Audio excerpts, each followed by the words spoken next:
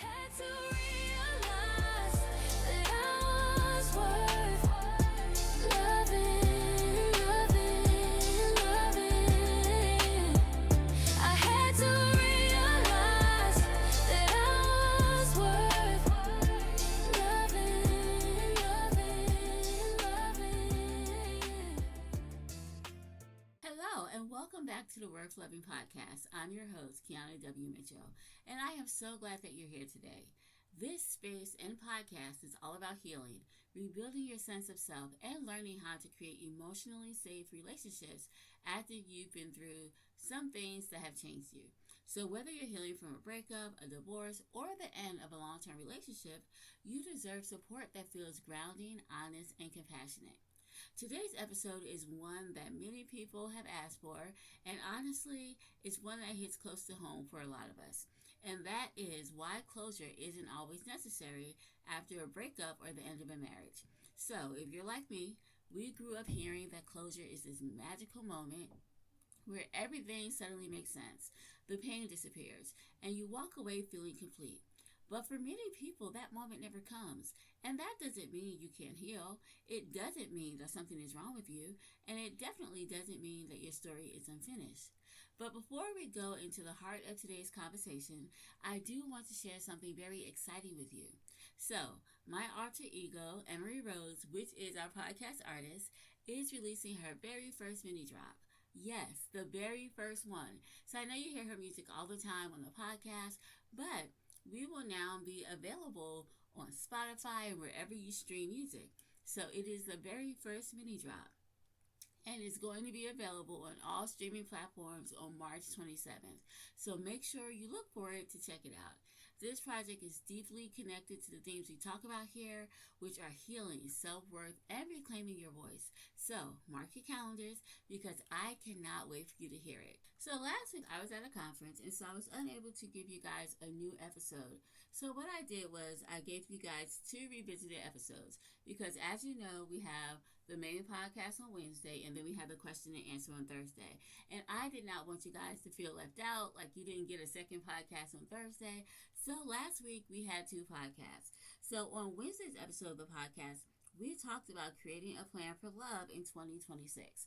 This is so important because a lot of times we know that we want love, we know we want that relationship, but we don't have a plan for how to get it. We don't have like what we're looking for, what are some of our goals, how do we put this plan into place so that we're not just waiting on luck to happen or things to line up in the universe for us, but how we can actively be a part of our own finding love and having a plan for how we're going to get the love that we want and desire. So we talked about that last week on Wednesday, and if you missed that episode, I advise you please go back and listen to it, because I noticed that in the episodes that are coming up and the episodes that we're currently talking about, I do reference a lot of these strategies in these podcasts. So I do want you to know how you can create that love in 2026.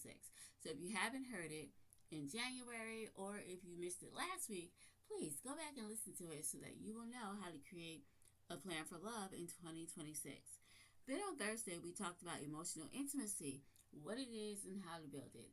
Now, this was a revisited episode, I think from December of last year. I think, don't quote me, but I think it was in December of last year. And in this episode, we talk about emotional intimacy, what it is, how you can build it, how you can create it. And this is important because remember a couple of weeks ago when I talked about which is the most important, emotional intimacy or physical intimacy for a relationship? And we found out that emotional intimacy is the most important thing to have and build on so that you can enjoy that physical intimacy, and how emotional intimacy is a predictor of a longer relationship than just physical intimacy. So that is why I put that episode back in rotation for last Thursday, because I think it's important, since emotional intimacy is so important to having that healthy relationship that we're all looking for. I think it's important for us to know what emotional intimacy is, how to get it, how to build it, and what we can do on our end to start having these types of relationships. So if you missed last week's episode on Wednesday about creating a plan for love, or if you missed Thursday's episode, which talked about emotional intimacy, what it is and how to build it, I encourage you to go back and listen to it so that you will know how you can have the love that you desire and that you have a plan to get that love in 2026. So, if you missed those episodes, I have put a link to these episodes in the show notes. So, feel free to go click on these links and you will be able to listen to last week's episode of the podcast, which was creating a plan for love in 2026. And then you can listen to the podcast we did on Thursday, which is what is emotional intimacy and how to create it. So if you missed it last week, you can always go back and click on the link and you will absolutely be able to listen to last week's episode of the podcast. I want to take a moment to share something that can support you if you're ready to go deeper in your healing journey. My 12-week trauma-informed coaching program, You Are Worth Loving, is designed specifically for women who are healing from emotional abuse, rebuilding self-trust, and learning how to choose relationships that feel safe, healthy, and aligned. Inside the program, we work together to help you understand your attachment patterns, rebuild your sense of worthiness, learn how to set boundaries without guilt, break free from cycles of emotional unavailability, strengthen your intuition, and create a vision for healthy love. This isn't a surface level program, it's deeply supportive, emotionally safe, where you can heal at your own pace. You'll receive weekly coaching, guided exercises, and tools rooted in research from leading psychiatrists. Their work on attachment, trauma, and self-compassion forms the foundation of the program. Some of the psychologists we will be using their research on is Dr. Sue Johnson, Dr. Bessel van der Kolk, and Dr. Kirsten Neff. Their work is amazing, and I've used a lot of it in the podcast. So this is what we use to build our program and to make sure that people who are in the program get the help that they need. If you've been listening to this podcast and thinking, I know what I need to do, but I don't know how to actually do it, then this program is for you. You don't have to navigate healing alone. You don't have to guess your way through dating or relationships. You deserve support, clarity, and a roadmap. So, if you're interested in joining the next class, stay tuned. Enrollment opens soon, and I would love to walk alongside you on this journey. Now, let's get back into today's episode.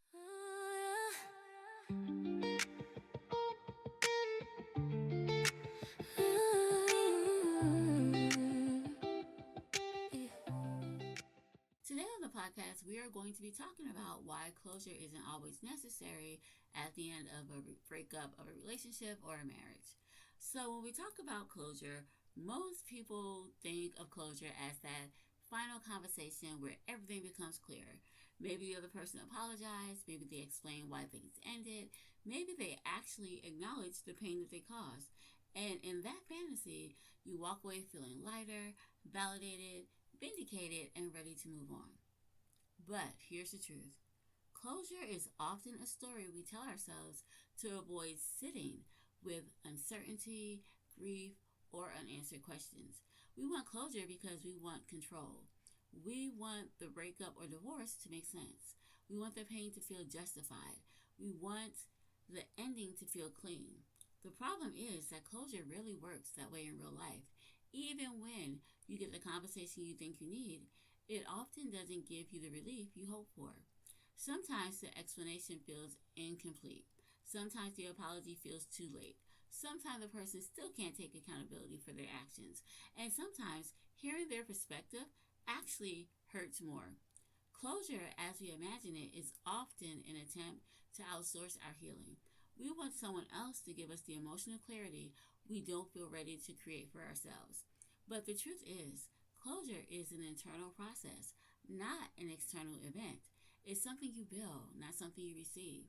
And when we chase closure from someone else, someone who can't or won't give it, we end up reopening old wounds, prolonging the pain, or staying emotionally tied to a relationship that has already ended. So, if closure isn't what we think it is, what do we actually need? And why isn't closure always possible? One of the hardest truths to accept is that closure isn't always possible. Not because you don't deserve it, but because others may not be capable of giving it. Some people lack emotional maturity. Some people lack self-awareness. Some can't take accountability, and some simply don't see the relationship the way you did, which means their version of quote unquote closure may feel dismissive or invalidating. So, in cases of emotional abuse, manipulation, or betrayal, seeking closure can actually be dangerous. It can reopen the door to someone who has already shown you that they can't handle your heart with care. It can give them another opportunity to gaslight you, minimize your experience, or pull you back into a cycle you worked so hard to break. Sometimes, closure just isn't possible because the relationship ended in chaos, confusion, or suddenness. Maybe the person shut down. Maybe they disappeared. Maybe they moved on quickly. Maybe they're rewriting the story in a way that protects their ego.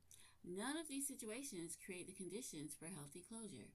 And sometimes closure is impossible because the relationship ended for reasons that can't be neatly explained. People grow apart, needs change, patterns repeat, and no single conversation can capture the complexity of what happened. But here's the part that matters most. The lack of closure does not mean the relationship was unfinished. It does not mean you failed. It does not mean that you can't heal. Closure is not a prerequisite for moving forward. It's simply one path, and not always the healthiest one. Even though closure feels comforting in theory, it's not actually required for healing. You don't necessarily need someone else's explanation to validate your experience. You don't need their apology to rebuild your self worth, and you don't need their permission to move forward. Closure becomes unnecessary when you understand that healing is an internal process. It's about making sense of your own story and not relying on someone else to narrate it for you. It's about acknowledging what happened, how it affected you, and what you want to do with that information moving forward. When you stop waiting for closure, you reclaim your power. You stop depending on someone else who may not have the emotional capacity to give you what you need. You stop trying and tying your healing to their behavior, and you stop delaying your growth while hoping for a moment that may never come. Letting go of the need for closure also reduces rumination. And rumination is just like when you keep playing things over and over in your mind, you can't stop thinking about it. So, in this situation, if you have left a relationship and you're looking for closure, you might keep thinking, why would they do this? Why did they say this? Why would they make me feel this way? That's what we call rumination. And instead of replaying conversations and analyzing their actions or trying to understand their motives, you can now shift your focus back to yourself, your needs, your boundaries, your healing, and your future. And here's something very important. Closure is often just a desire for reassurance. Reassurance that you matter. Reassurance that you weren't the problem. Reassurance that the relationship meant something. But these truths don't come from another person. They come from you. And when you choose yourself, when you honor your healing, when you decide that your story doesn't need their final chapter, their closure, then that is your closure.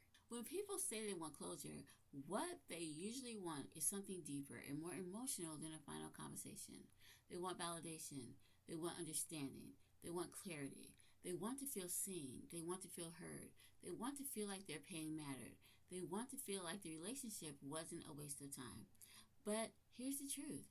The people who hurt you is often the person who is least equipped to give you these things. When you want closure, you may actually be looking for validation, which is just confirmation that your feelings were real and justified. Understanding, a sense of clarity about what happened and why. Reassurance, the belief that you weren't the cause of the relationship downfall. Permission, the emotional green light to move on. Safety, a sense of emotional grounding after chaos or confusion. These needs are real. They are human and they're okay. They're understandable. But they don't have to be met by the person who hurt you. In fact, they're often better met through self-reflection, therapy, journaling, supportive friendships, or simply giving yourself the compassion that you were missing in the relationship. Closure is often a longing for emotional safety, but emotional safety is something you build within yourself, not something someone else hands you. When you understand what you're really seeking, you can start meeting those needs in healthier, more empowering ways. If closure isn't always possible and it isn't always necessary, what can we do instead? So, the answer to this question is to create self closure, which is the process of giving yourself the emotional resolution you hoped someone else would provide. So here are some healthy alternatives, okay? Writing a letter you don't send. This will allow you to express everything you feel without reopening communication. You can say what hurt you, what you learned, and what you're choosing to release. You can name the lessons. This is when you focus on what you lost. This is when, instead of focusing on what you lost, sorry about that. So, when you're naming the lessons, instead of focusing on what you lost, you focus on what you gained: clarity, strength, boundaries, self awareness. And sometimes, even a little bit reframing, right? Because even though you may be going through a breakup, sometimes we don't realize how much of a gift that breakup can be. It can be a gift, especially if it was a toxic one or an abusive one. So, naming the lessons, naming the gift is something you can do to help you with that closure.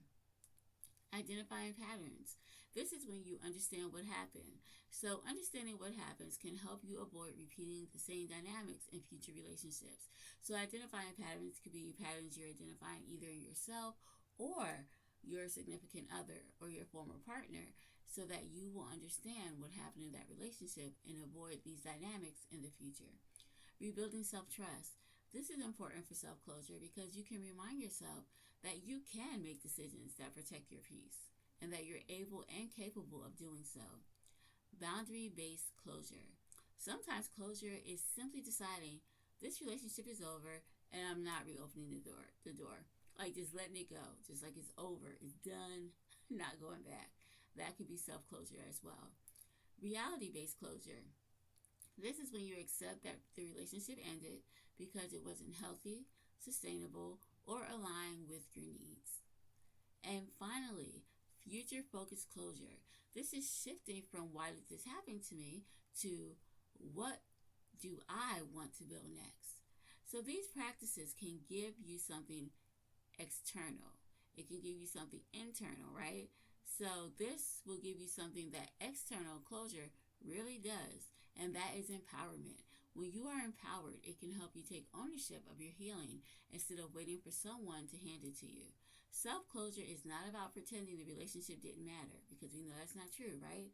But it's about acknowledging that it did matter and choosing to move forward anyways. There are times when seeking closure isn't just unhelpful, but it can actually be harmful, especially when a relationship involved emotional abuse, manipulation, or chronic disrespect. Reaching out for closure can reopen emotional wounds. It can give the other person another opportunity to manipulate you. It can reinforce unhealthy attachment patterns, delay your healing, and keep you emotionally tied to someone who isn't good for you.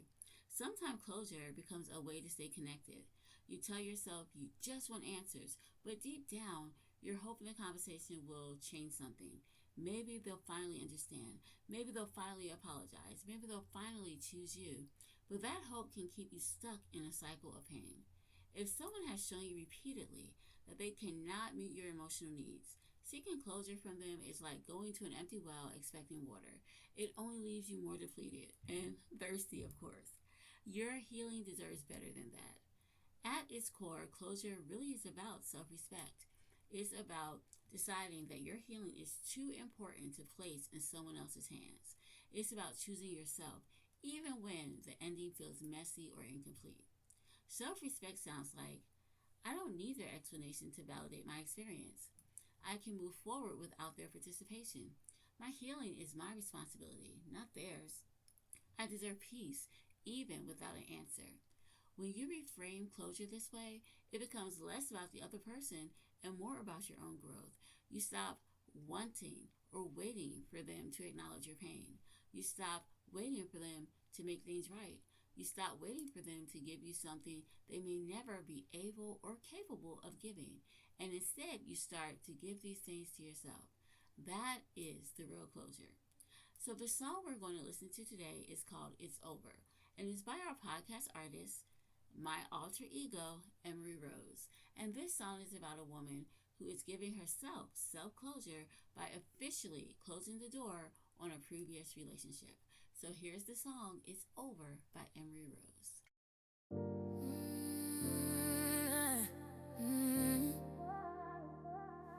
Mm-hmm.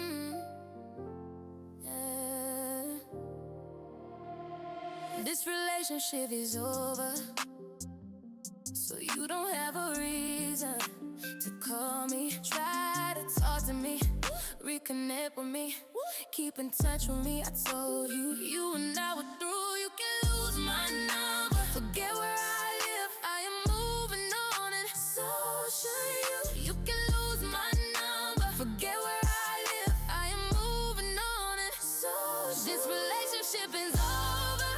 It's over. It's over. It's over. This relationship is over. It's over. It's over. It's over. It's over. When we were together, I had to keep tabs on you, monitor what you did so you wouldn't cheat on me. That was exhausting to say the least. Now I have a man who makes me a priority. You can lose my number, forget where I live. I am moving on, and so should you. You can lose my number, forget where I live. I am moving on, and so should this relationship is over. It's over. It's over. This relationship is over. It's over. It's over. I need a love that is stable, consistent, dependable, honest, and true. Now that I've found it, I can't imagine going back to you. This relationship is over. It's over. Over. It's over. This relationship is over. Over. This relationship is over. It's over. This relationship is over. It's over.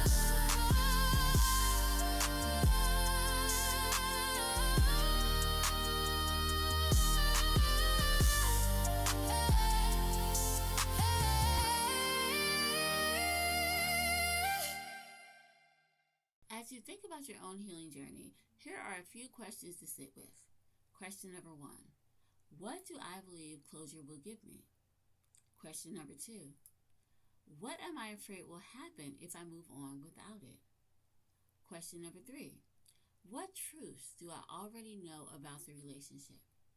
Question number 4. What boundaries do I need to set to protect my healing? Question number 5. What version of closure can I create for myself? These questions aren't meant to pressure you, they are meant to guide you back to yourself, because closure isn't always about the other person. It is about your healing, it's about you, it's about your clarity, and it's about your peace.